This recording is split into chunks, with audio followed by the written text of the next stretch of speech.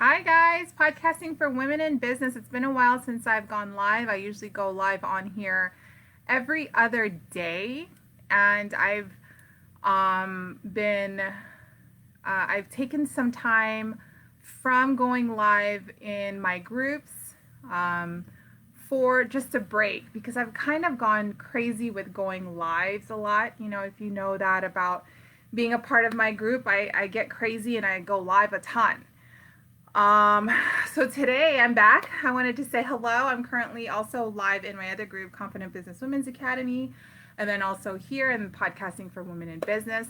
We are in day 7 of the podcasting training, and we're going to talk about how to get comfortable behind the mic, how to get comfortable, just recording some shows, listening to yourself, and getting comfortable with just being able to speak and convey your message with confidence and authenticity.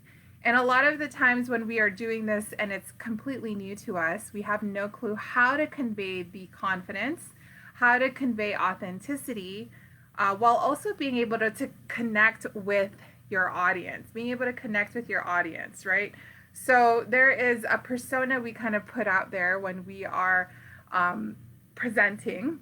We want to try to be as perfect and as well spoken. And then we also want to sound like we know our shit, right? Which is all great and amazing, but if you don't let go a little bit of that, this is identified as control, then it's going to be hard for you to kind of reveal your authenticity to your audience. And your audience will have a difficult time actually connecting with you when, you are sharing some vulnerable or relatable stories that your audience can actually connect with. So you want to try to be as relatable in your episodes and your recording, and then you want to be authentic. You want to share, some of your quirkiness. Let's say you kind of giggle a lot, you giggle. There's someone I know that giggles a lot in her recordings. And at first I was kind of like, oh, she needs to stop, but it's actually now her hallmark, right? It makes her who she is. If she doesn't giggle, then it also makes me question what's wrong with her today. Why is she not giggly, right? And before giggling, not before, but in general, I think people see giggling as a form of like blonde or stupid or dumb, don't know what you're talking about.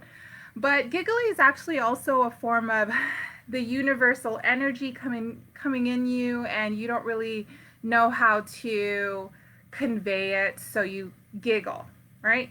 And that's okay, because that means you're connected to the energy, and that means you are being able to release that. It's better to release it than withhold it, because that really creates weird tension. You don't know exactly where it's building, so you want to release all these things that the universe brings to you. You want to release it in either maybe you grunt, right? When I laugh with like a wind, like, I know it's kind of silly, but that's the truth, and that's how I laugh, and that's okay. And being comfortable around how you communicate and how you say things and how you convey your laughter and how you convey the more comedic side of your story and your podcasting really allows for your audience to connect with your story and allows you to have a better ability to story tell.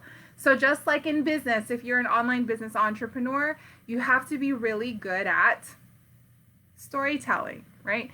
You need to be able to storytell, you need to be able to share some ideas and be able to have it land for your group. And if you don't know how to do that, podcasting definitely helps with growing that strength. And that is actually what taught me how to be in front of y'all and be okay with me fumbling over my words and then moving past that, right? And a lot of the times people will fumble over their words, hold on to that mistake, make it make sense to them in a way that it's pushing them down, making them feel shitty about themselves. And then they don't want to get back in front of the camera again or back in front of recording again. And that is how you limit your growth. Being able to embrace those moments of, what did I just say again? or, oh, I just lost my train of thought. Just those little, quirkiness of being a human being really allows for your audience to actually relate to you. So, as a business owner, as a podcaster, as someone that is going to be essentially, if you're a business owner, you are selling something. Either you're selling a product, service, or yourself, or you are just sitting behind the sidelines and you call yourself a business owner, but you're not selling anything, and that means you're really not a business owner, right? So, in order for you to be really good at it, you need to be able to convey your message in a very relatable way, in a very authentic way, and the way you can do it best, right? Which is your fun, quirky self, and then also being able to, speak clearly, have some trajectory, being able to project your words and not quiet and like this kind of monotone, instructional feeling. Could you imagine if I talk like this all the time? I couldn't even do it. I couldn't do it. So I have to be theatrical. You almost have to be theatrical when you are talking because it really conveys in your voice. So even if you're not being videotaped or recorded, the way your body will respond to how you're saying things, it's going to come out in your words and how it comes out in the trajectory of your words. So keep that in mind when you are recording. Definitely start getting used to get used to being behind the mic. And you can even on Anchor FM, I use Anchor FM, a ton of people on here use Anchor FM. You can record a ton of episodes and then replay them as you go. Or you can just put them out there as fast as you were recording them. And then that way you kind of have already built up a foundation of episodes where you can now kind of almost call yourself as a seasoned podcaster, okay? And that really creates more confidence when you are a newbie podcaster. You want to kind of have more episodes out so that it's easily consumable by your audience. They kind of get to know you more on a deeper level. And then also in terms of just like Netflix binging, people actually binge on podcasts. Surprisingly, people fall in love with someone and they just want to continue to listen to their advice, their talks, their episodes, their shows. And when you have only a handful of shows to listen to, then it really takes away from the ability of your audience to get to know you on a more deeper level without them being distracted by another person or another podcast or another brand. So definitely grow your shows by getting comfortable and recording as frequently as you can. And then eventually you're going to just start saying all your stuff easily and it'll start coming out. So one of the cool things about, podcasting that I've learned is that I have been able to grow my confidence in, I don't know if anyone's in here because I don't know where my comment section is. And I'm live, guys. I'm live in the Facebook group on my laptop, and I usually go live on my phone. However, I'm live on my phone in my Confident Business Women's Academy because I just want to be super productive today and be able to get things done fast. So I want to get back to what I was saying. So really, in order for you to be successful in your podcasting journey, and also your online business journey, you need to be really good at being a storyteller, right? And the points of being a storyteller is that you want to paint the story in a very vivid way. So whenever you go into, telling your story, you want to talk about the emotions, you want to talk about how you felt about it, how frustrated you felt, how desperate you felt, how loved you felt, how things made you feel. I recently wrote an ad copy for one of my clients, and I put myself into the position because I wanted to really convey the message, right? And I want to share with you guys that story because it's going to bring up some stuff for me, and I don't know if it's going to bring up some stuff for you, and that's what it's intended to do, is kind of put yourself in those shoes. So back in the day, before I became an online coach, a business entrepreneur, women's empowerment company owner, and all of this that I do now, before all of this, I worked for a business coaching company. And if you know me, you guys know that already about me. And in the company, in the organization I used to work for, it was an office setting, and they would have love songs playing under soft rock, right? Soft rock love songs. And it was office friendly, it wasn't vulgar, you know. So it was nice, and I loved it because I would listen to all of these sweet melodies. I'm so corny because I love the 80s, the 90s, and they would play it, right? And I would just sing to it. And at the time, but back in the day, I used to sing karaoke. If you're Filipino, y'all know about karaoke, and I used to get down. And that's how I found out and got really familiar with all these songs, because that's all I did when I was a kid. I would sing karaoke with my mom and my sisters. And when they'd play these love songs at work, I would sing the melody, and I would be in my daydreams, right? So I would be in my daydreams while I'm singing this song, being stuck at this office, you know, loved the work I did. However, it wasn't my organization. And I knew that I had a deeper calling than to be working for someone else. So I always dreamt about, what would it be like if I had something like this of my own? What would it be like if I was able to have my own clients, right? I would have these daydreams. And I didn't know exactly how to go about it, but I would always just put myself in those feeling states, like just feeling so excited and happy and singing these songs that helped me get into that state. Then be able to visualize myself in this weird new life of being a business owner, being a coach, being a women's empowerment leader, right? And that was my ad copy, right? I talked about how you would, you know, how I saw myself singing these songs, daydreamed, wished so much that I could have a different kind of life, a business of my own, have more time with my family. And then now I live it, right? And then I invite the people to work with my clients, or click the link to join, or whatever it is. And, you know, that is the kind of storytelling where you kind of take the person down the road of visualization into their pains, right? The pains was, I was stuck at an office job. I hated my job. I even went into how I just hated the people I worked for. So many office politics, gossiping, favoritism, a manager that didn't know how to manage, you know, just didn't have our back, terrible feeling, putting time off requests and it would get denied. Just all these like really annoying things that happened to me while I used to work at this office. And I put it all in the ad copy I was doing for my client. And, you know, it really brings up all the pains, and it also gives you a vivid visualization of how I would sit at my desk and I would listen to these music songs and I daydream about my new life. And fast forward to now, I'm doing that, right? And daydreaming is really a form of imagination at work, and being able to not get stuck in your current reality, and being able to still follow through with whatever your heart is pulling you to do. So when you are recording your episodes, when you're behind the mic, kind of get into that mode of, all right, how did I feel when I was going through that experience?